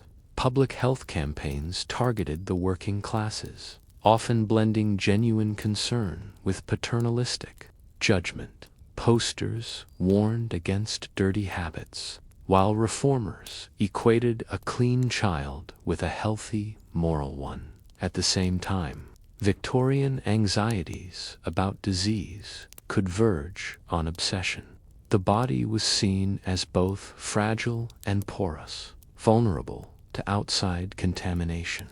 Advice literature urged frequent hand washing, rinsing the mouth with antiseptic solutions, and even sponging the body daily to ward off invisible threats. For those who could afford it, new gadgets promised safety: toothbrushes, patented disinfectants, and elaborate bathing equipment. For the poor, however, these ideals were far harder to reach, limited by cramped housing, scarce water, and constant labor. The irony of the period was that, while reformers spoke loftily of cleanliness, many institutions lagged far behind. In hospitals, for instance, conditions could be shockingly unhygienic. Overcrowded wards, unwashed sheets, and contaminated surgical tools meant that hospitals were often places to die rather than to heal. Florence Nightingale, during the Crimean War, famously emphasized sanitation, clean air, clean bedding, and clean wards as essential to recovery. Her work not only improved conditions for soldiers, but also influenced hospital practices across Britain. By the late Victorian period, hygiene had become part of the national identity. To be British was to be clean, disciplined, and orderly. Soap manufacturers linked their products with imperial imagery, suggesting that cleanliness was not only a domestic virtue, but also a civilizing force abroad. Campaigns declared that the white man's burden included bringing soap to colonized peoples, casting hygiene as both a scientific necessity and a moral mission. Yet, behind these grand ideals lay the practical daily struggles of ordinary families. For a factory worker in Manchester or a dock laborer in London, keeping clean was no easy matter. Coal dust clung to skin, clothing absorbed smoke and sweat, and the sheer fatigue of labor left little time for washing. Diseases lurked in crowded lodging houses where several families might share a single water tap or privy. In such conditions, hygiene was both essential and elusive. Thus, Victorian hygiene was shaped not only by personal choice, but by structural realities, by water supply, housing conditions, wages, and urban planning. Cleanliness was praised as a virtue, but it was also a privilege. far easier for those with servants, bathrooms, and steady incomes. Even as public health reforms advanced, the divide between classes remained stark. As we leave this section, it becomes clear that Victorian hygiene cannot be understood simply as a matter of soap and water. It was a battleground of ideas between miasma and germ theory, between poverty and respectability, between private routines and public reforms. The fear of disease sharpened every conversation about cleanliness, giving even the most ordinary act, washing one's hands, scrubbing a floor, an air of urgency. In the next section, we will turn from medicine and public health to the culture of cleanliness itself, how Victorians connected hygiene to morality, identity, and even empire. By the late 19th century, hygiene in Britain had grown into something far greater than a set of medical practices. It had become a language of morality, a marker of respectability, and even a tool of empire. To wash was not only to protect one's health, but also to prove one's worth. The Victorians lived in a world where cleanliness was deeply entangled with identity. From the beginning, soap was more than a household commodity. Advertisements promised that it could uplift not only the body, but also the soul. Cleanliness is next to godliness, a phrase repeated endlessly in sermons and advice manuals summed up this moral vision. To be clean was to be disciplined, virtuous, and industrious. To be dirty was to be lazy, immoral, or even criminal. For the Victorians, soap and water carried moral weight. This moral framework was often gendered. Women, particularly middle-class wives and mothers, were cast as the guardians of cleanliness in the home. Advice books instructed them that a respectable household required spotless linens, polished furniture, and well-scrubbed children. A woman's diligence in housekeeping was thought to reflect her character, her love of family, and even her patriotism. Cleanliness was thus bound to ideals of femininity, self-sacrifice, and virtue. Men, on the other hand, were often judged by their personal appearance. A clean face, well-brushed hair, and freshly laundered clothes marked a man as respectable, employable, and honorable. Employers in cities like London and Manchester frequently equated cleanliness with reliability, treating a worker's neatness as evidence of moral discipline. A soiled shirt or unkempt hands, by contrast, could be read as signs of weakness or vice. This cultural emphasis on hygiene extended into schools, factories, and the military. Children were taught routines of washing, combing, and tidying as part of their moral education. Factories posted rules about personal cleanliness, linking hygiene to efficiency and safety. In the Army and Navy, cleanliness became a form of discipline, reinforcing order and hierarchy. But while hygiene was praised as a universal virtue, its enforcement often exposed class divisions. Middle and upper-class households, with running water and servants, could more easily achieve the ideals celebrated in magazines and advertisements. Working-class families, struggling in cramped housing with limited access to clean water, were often shamed for their dirty habits. Reformers preached that cleanliness could elevate the poor, but such exhortations ignored the structural barriers that made true cleanliness unattainable for many. This divide also had a racial and imperial dimension. As Britain expanded its empire, Victorians increasingly portrayed cleanliness as a sign of civilization itself. Soap manufacturers seized upon this imagery, producing advertisements that linked their products to imperial conquest. One famous Pear's soap advertisement depicted a white man cleansing a black child, with the implication that soap could bring both physical purity and cultural refinement. Such imagery cast hygiene as not only a domestic duty, but also a civilizing mission, reinforcing ideas of racial hierarchy and British superiority. The Victorians' obsession with cleanliness was also tied to the fear of degeneration.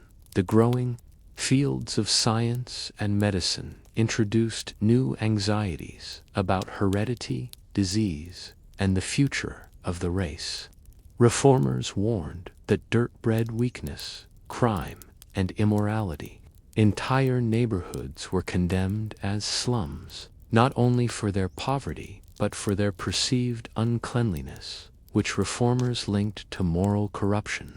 Efforts to clean up the city often blurred the line between genuine sanitation and social control.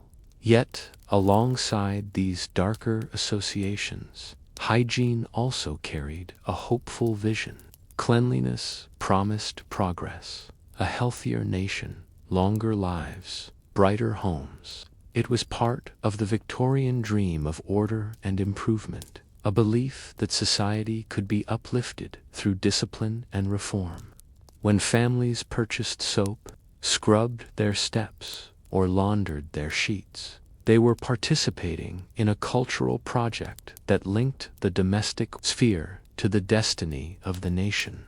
The material culture of hygiene reflected this importance.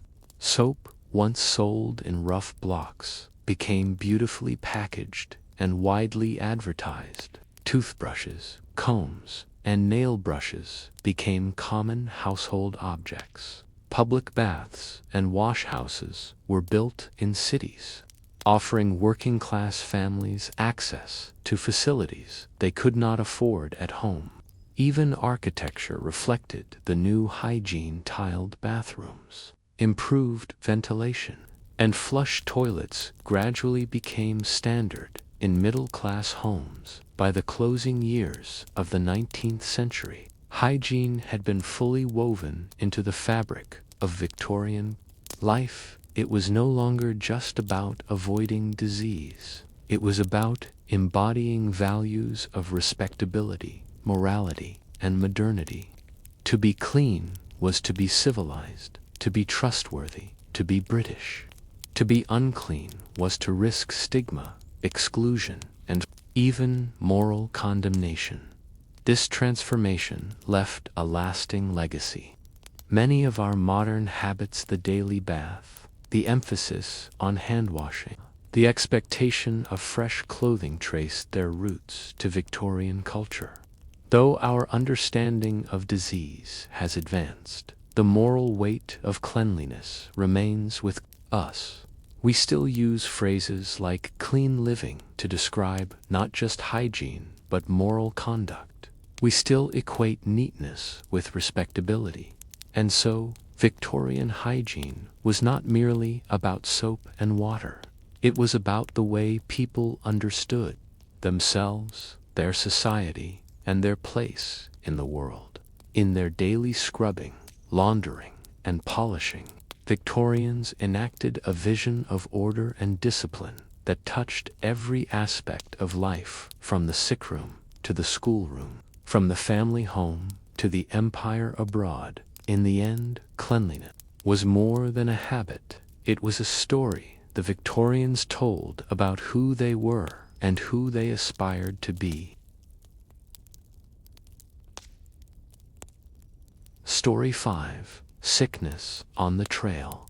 Ordinary illness, extraordinary loss. When we imagine the Great Migration westward across the United States in the 19th century, we often think of grand landscapes, wagon trains stretching into the horizon, mountains, and endless plains. But for those who actually made the journey, one of the most defining aspects of life on the trail was not the scenery, it was sickness. The Oregon Trail, Santa Fe Trail, and California routes were all plagued by ordinary illnesses that became extraordinary threats. For many families, survival had less to do with wagon wheels breaking or food supplies running out, and more to do with fevers, flux, and the invisible dangers carried in water, air, and even the bodies of fellow travelers. Imagine setting off from Missouri in the spring of 1847. The wagon has been loaded with barrels of flour, salted pork, beans, coffee, and dried fruit. Water barrels are filled, oxen harnessed, and excitement runs high. The journey promises adventure, opportunity, and the possibility of land in the West.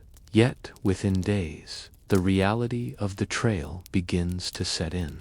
Dust clings to every surface.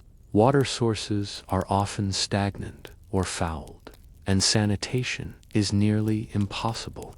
Each time the party camps, waste must be buried hastily, dishes scrubbed with limited water, and bedding shaken free of dust and insects. Despite best efforts, conditions remain far from clean. It is in this environment that diseases flourished. The most feared of all was cholera, which swept across the prairies in waves during the mid-19th century. Spread through contaminated water, cholera could strike with terrifying speed. A person might be healthy in the morning and buried by sundown. Accounts from emigrants describe entire camps stricken, with wagons abandoned beside the road as families mourned or pressed forward in despair. The Blue Death, as it was sometimes called, turned the Oregon Trail into a moving graveyard. But cholera was not the only enemy. Dysentery, often referred to as the flux, was a constant problem. Caused by poor sanitation and tainted food, it left travelers weak, dehydrated, and vulnerable. Typhoid fever, spread through contaminated water, struck many wagon trains as well. Even measles, influenza, and whooping cough could sweep through groups, especially affecting children. For settlers on the trail, these illnesses were not exotic or unusual. They were the same ailments that afflicted towns and cities, but in the wilderness. Far from doctors and supplies, their effects were magnified.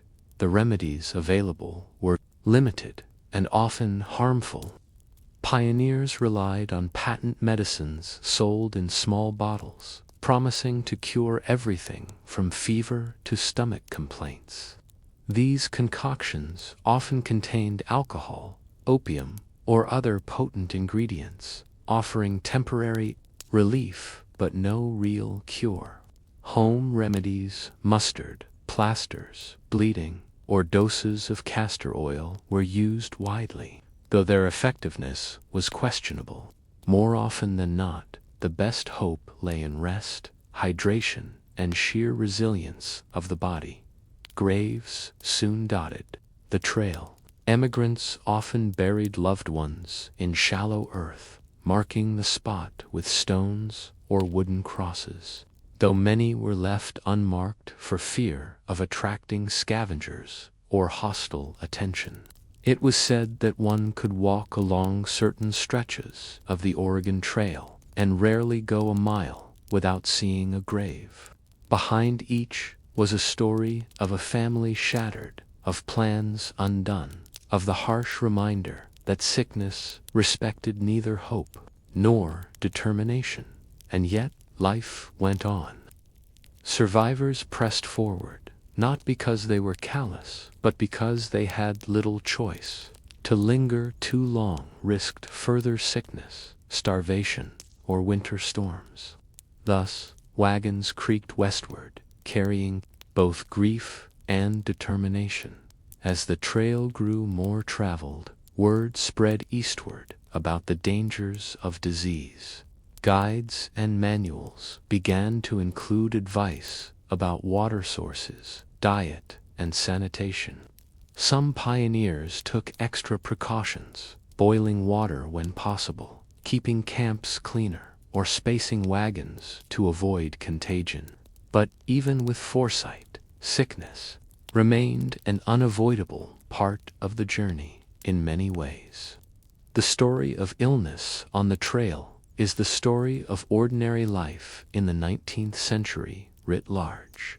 Disease was ever present, and survival often depended less on medicine than on endurance, luck, and the mercy of circumstance. On the frontier, however, these realities were intensified. Every fever was a threat, every cough a reminder of vulnerability. And so, when we think of the westward expansion, it is worth remembering that for many families, the greatest struggle was not crossing rivers or climbing mountains, but simply surviving the invisible enemies carried in food, water, and the human body itself. But what did sickness mean for the social fabric of the trail? How did communities of emigrants respond to illness, and what rituals of care, mourning, and survival shaped their journeys? On the trail westward, sickness was never a solitary struggle.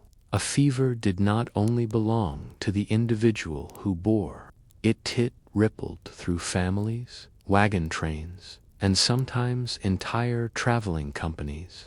In the close quarters of a moving camp, the health of one person often dictated the fate of many.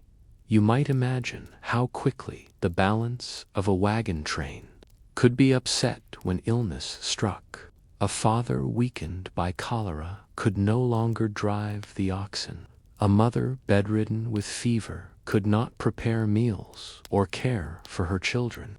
In such cases, the burden fell to neighbors and companions. The ethic of mutual aid was strong on the trail, born not so much from sentiment as from necessity.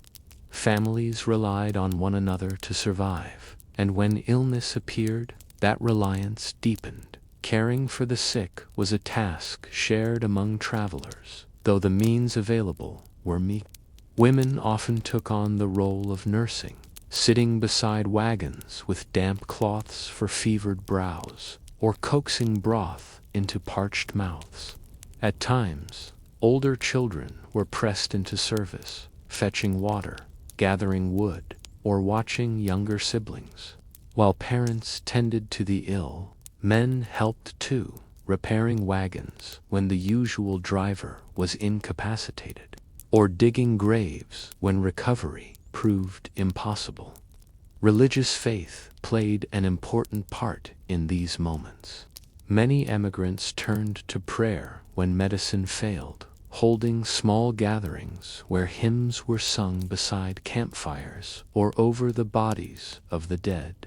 Ministers traveling with wagon trains were called upon to offer comfort, but even in their absence, lay people read from the Bible, seeking solace in familiar words.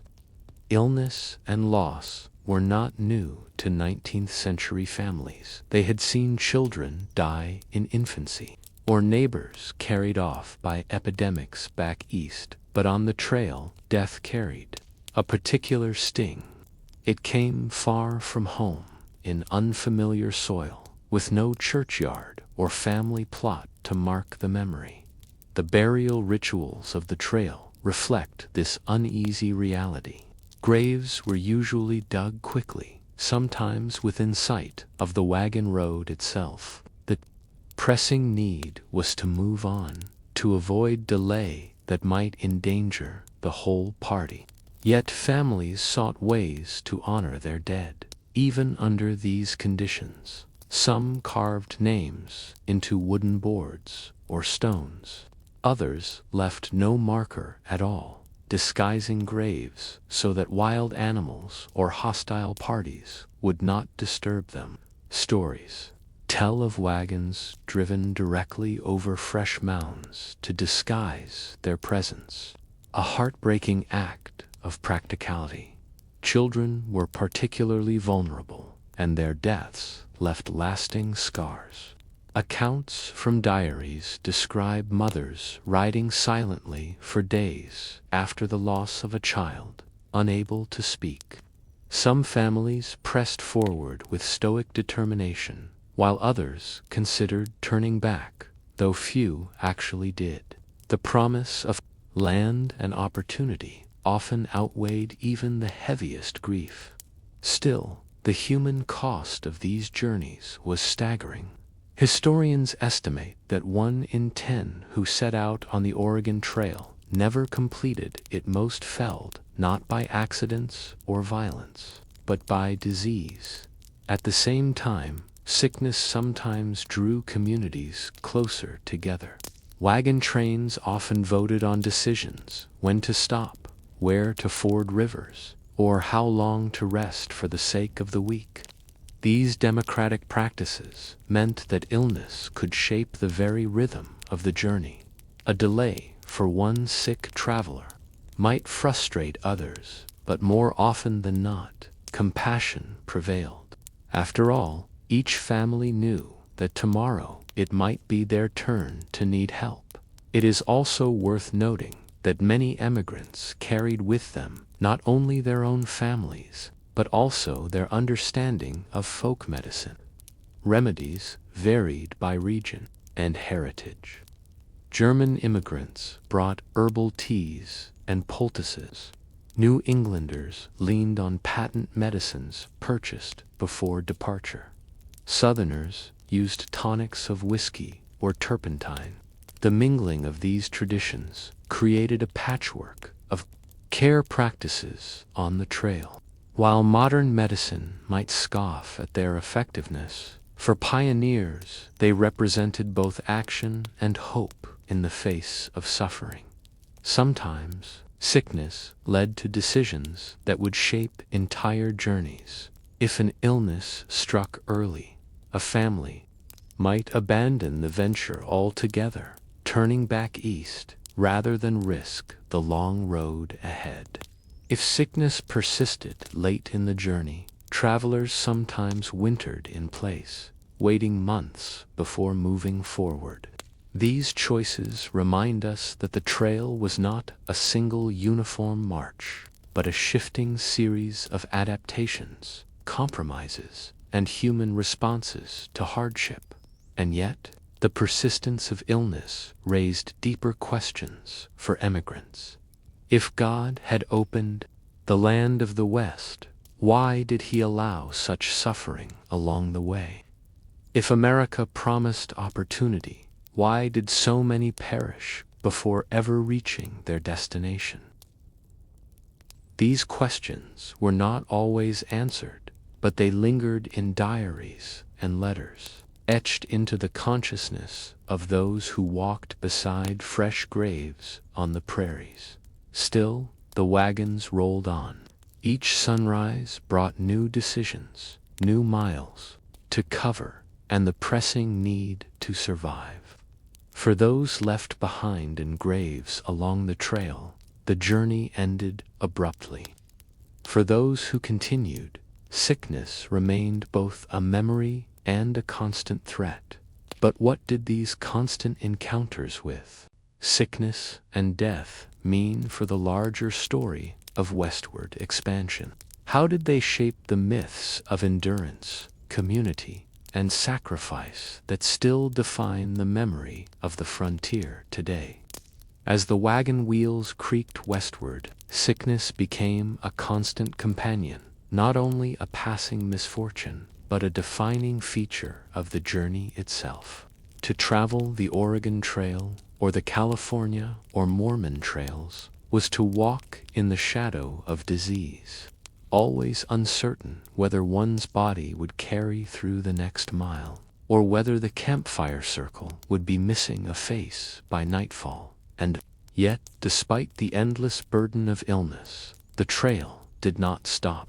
The movement westward continued, year after year, propelled by a combination of hope, necessity, and determination.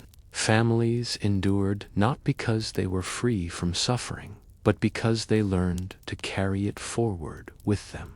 When sickness broke out, wagon trains adapted. At times they split into smaller groups, sending the healthier families ahead while the ill lagged behind to recover. Some arranged makeshift hospitals, parking wagons in a circle and dedicating one or two to the care of the bedridden. Others pressed onward, leaving behind those too weak to continue, an act that still haunts the imagination today. Every choice carried weight, and every mile bore the imprint of illness on the collective memory of the trail. The stories preserved in diaries and journals remind us of both resilience and heartbreak. A mother in one account described how her child died of dysentery at midday, was buried by evening, and by the next morning the family had resumed their journey. "We must go on," she wrote, "for the living still need to be carried." Such words speak not only of grief, but of the unrelenting pressure of survival. There was little time for mourning when oxen still needed to be driven, rivers forded, and food gathered, and yet the dead were not forgotten. Many emigrants carried their memories into the new homes they built in Oregon or California. Letters written years later recalled the loved ones buried along the trail, names repeated in family Bibles, and stories retold to children who never saw the plains. The trail was lined not just with wagon ruts, but with invisible threads of remembrance. Each grave a silent marker of the price of expansion. It is easy, from the distance of history, to imagine the journey west as an inevitable march toward progress. But the constant presence of sickness complicates this story. Progress came at a cost. Thousands of lives lost to preventable disease, countless hours spent nursing the sick, and generations who carried trauma alongside opportunity. To build a new life in the West was not simply to seize land or fortunate, was to reckon with the reality that the road itself was a gauntlet of human fragility. The legacy of this suffering also shaped the culture of the frontier. Communities that grew from these journeys carried with them a sense of shared endurance. The settlers who arrived in Oregon or Utah did so not as untouched pioneers, but as survivors. Their resilience became a cornerstone of frontier identity, woven into the broader narrative of American expansion. At the same time, their experience with sickness bred a practical knowledge that influenced settlement patterns, public health, and the reliance on local healing traditions. We might also consider how the illnesses of the trail foreshadowed later challenges. Disease did not end at journey's end. Settlers who reached the West brought with them not only memories of hardship, but the pathogens themselves. Smallpox, measles, and influenza spread among indigenous communities with devastating effects, reshaping the human geography of the continent in ways far more profound than the wagons alone. Thus, the story of sickness on the trail is also a story of cultural collision, survival, and loss on a continental scale. Yet, within all this pain, there remains something quietly powerful, the very ordinariness of sickness's persistence. Its intrusion into daily life reminds us that history is not only made by battles or laws, but by families nursing one another through fevers, or carving names into crude wooden markers on windswept plains. It was not glory but grit, not triumph but tenacity, that carried thousands into new lives. As you imagine those long lines of wagons stretching across the prairie, you might picture not just the creak of wheels and the lowing of oxen, but the muffled coughs from inside canvas covers, the whispered prayers at makeshift graves, and the silent resolve of those who pressed on. For them, sickness was not an interruption of the journey. It was the journey, and perhaps that is the truest lesson of the trail, that the ordinary struggles of illness, care, and endurance are just as much a part of history as the grander tales of conquest and discovery. The expansion of a nation was built, in part, on the quiet strength of families who faced down fever and loss, mile after mile, and still kept walking.